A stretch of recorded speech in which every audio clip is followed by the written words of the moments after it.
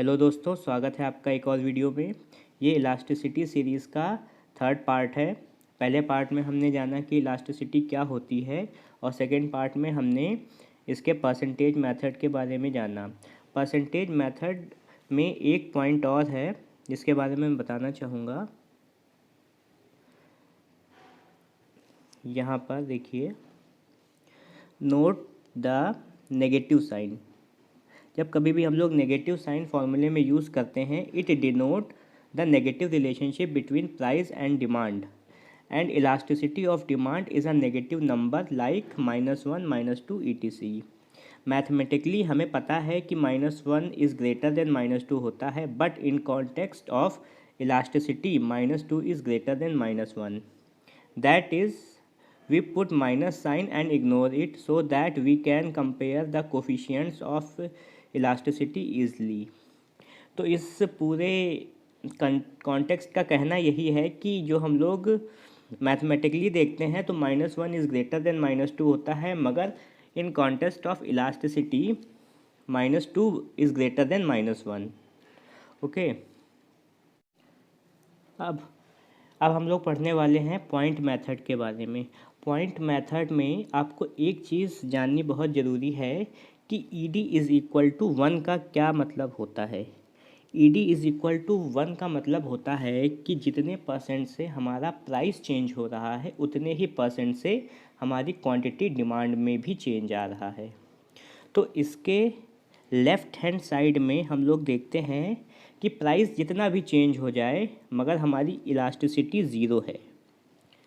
और उसके बाद ED इज़ लेस देन 1 में हम लोग देखेंगे कि जिस स्पीड से प्राइस चेंज हो रहा है उससे कम हमारी क्वांटिटी डिमांड चेंज हो रही है।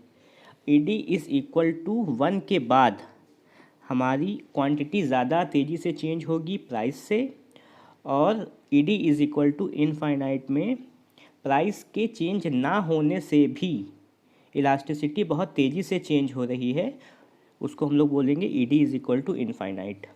अब हम लोग डिफरेंट केसेस की तरफ चलते हैं और जानते हैं कि किस तरीके से हम इलास्टिसिटी को पढ़ेंगे।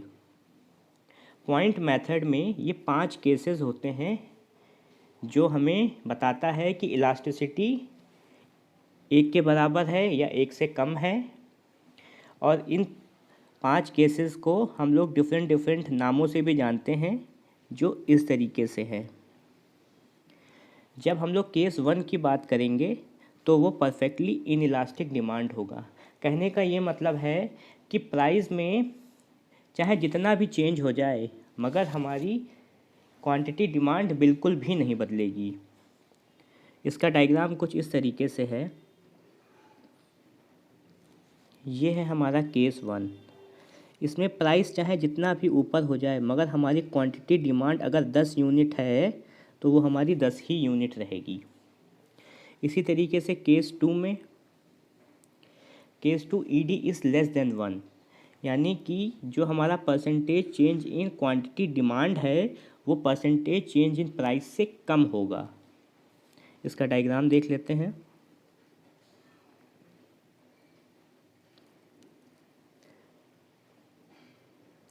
इसका डायग्राम कुछ इस तरीके से है। ये है हमारा केस 2, ये है हमारा केस 2। यहाँ पर हम देख रहे हैं कि जो प्राइस में फॉल आ रहा है वो ज़्यादा आ रहा है मगर क्वांटिटी डिमांड हमारी बहुत कम बढ़ रही है। ये केस 2 हो गया हमारा। अब हम लोग केस 3 की तरफ चलेंगे।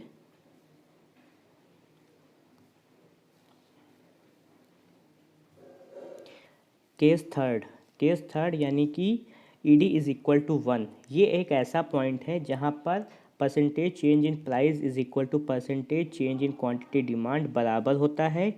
इसको हम लोग यूनिलेटरी इलास्टिक डिमांड बोलते हैं। इसमें जो चेंज होता है वो बराबर होता है। इसका डायग्राम कुछ इस तरीके से है। ED is equal to 1।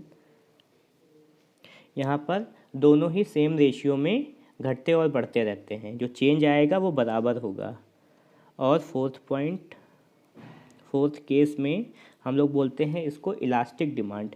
यहाँ से जो percentage change in quantity demand है वो ग्रेटर देन 1 होगा, क्योंकि जिस स्पीड से हमारा प्राइस चेंज होगा उससे ज़्यादा तेज़ी से हमारी क्वांटिटी डिमांड चेंज होगी।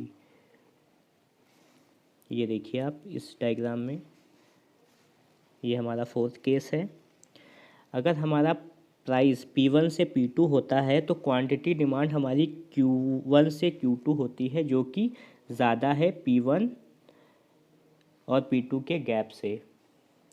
इसी तरीके से हम लोग अब आते हैं अपने लास्ट केस पर, जो है ED is equal to infinite perfectly elastic demand, यानी कि प्राइस में केवल नाम मात्र का चेंज होने से भी इलास्टिसिटी जो क्वांटिटी डिमांड है वो इतनी तेज़ी से बदलती है।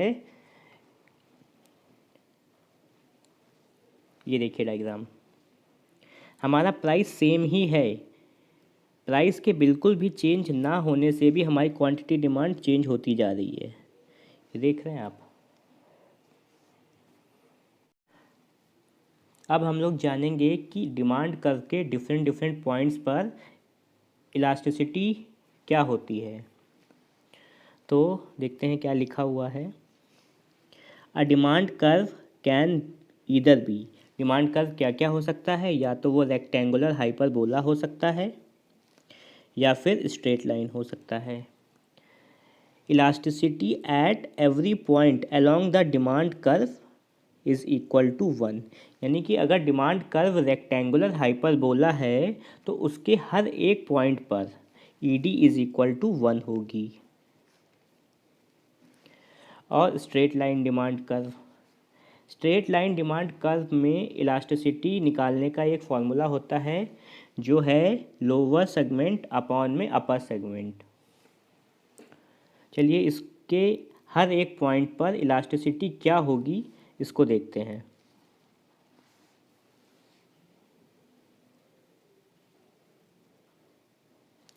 तो सबसे पहले हम लोग पॉइंट ए की बात करते हैं। तो पॉइंट ए पर ED क्या होगी, इसके लिए हम लोग फॉर्मूले से पुट करेंगे। लोअर सेगमेंट कितना है, लोअर सेगमेंट कुछ नहीं है यानी कि 0 है। अपर सेगमेंट कितना है, AB है। ये आपको भी पता होगा कि 0 से किसी भी संख्या का गुणा भाग करने पर रिजल्ट 0 आता है। तो पॉइंट ए पर हमारी ED क्या हो जाएगी, 0 हो जाएगी। इसी तरीके से पॉइंट F पर क्या हो जाएगा, F पर फॉर्मूले से पुट करेंगे तो क्या हो जाएगा, AF अपॉन में FB। तो कोई भी रिज़ल्ट आएगा तो वो हमारा 1 से छोटा होगा, यानी कि ED इज़ लेस देन 1। इसी तरीके से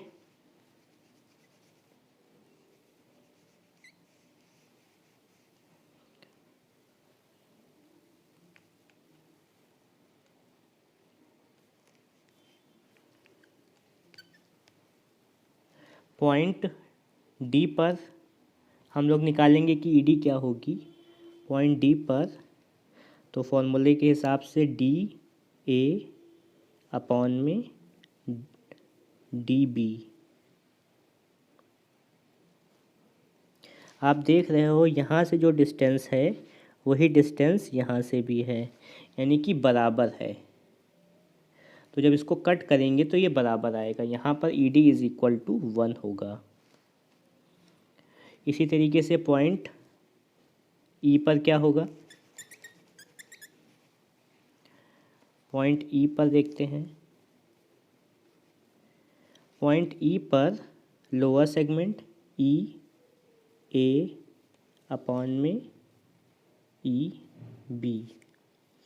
यहाँ पे हम लोग देख रहे हैं कि ऊपर वाला पार्ट बड़ा है नीचे वाले पार्ट से, इसलिए ED इज़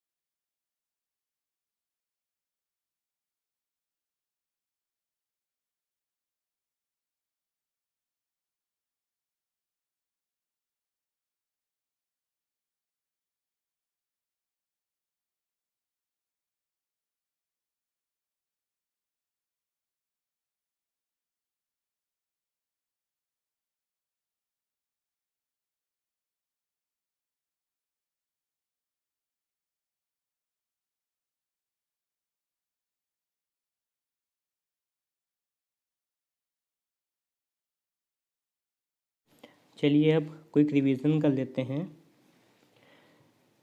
तो ये डिफरेंट डिफरेंट वैल्यूज़ पर इलास्टिसिटी क्या होगी ये जानते हैं। E D is equal to infinite, जब E D is equal to infinite होगा तो उसको हम लोग परफेक्टली इलास्टिक डिमांड बोलेंगे। E D is equal to infinite. आप यहाँ पर देख रहे हो कि प्राइस में बिल्कुल भी चेंज नहीं हो रहा है, सेम प्राइस पर हम लोग कितनी भी क्वांटिटी खरीद सकते हैं। फिर हम लोग जानेंगे कि E D is equal to zero का क्या मतलब होता है। ई डी इज़ इक्वल, जब ई डी ज़ीरो होगी तो हमारी परफेक्टली इन इलास्टिक होगी, यानी कि E D is equal to zero, price के कितने भी चेंज होने पर हमारी इलास्टिसिटी सेम रहेगी, सेम डिमांड रहेगी जो। इसी तरीके से हाईली इलास्टिक में E D is greater than one, यानी कि जो डिमांड है, क्वांटिटी डिमांड है, वो ज़्यादा तेज़ी से बदलेगी, ये वाला पॉइंट। और लेस इलास्टिक, ये वाला पॉइंट। और यूनिटरी इलास्टिक, ये वाला पॉइंट। इस तरीके से हम ये वाली इलास्टिसिटीज़ को इन वैल्यूज़ के साथ कंपेयर करके इससे पता लगा सकते हैं कि उसका डायग्राम किस तरीके से बनेगा।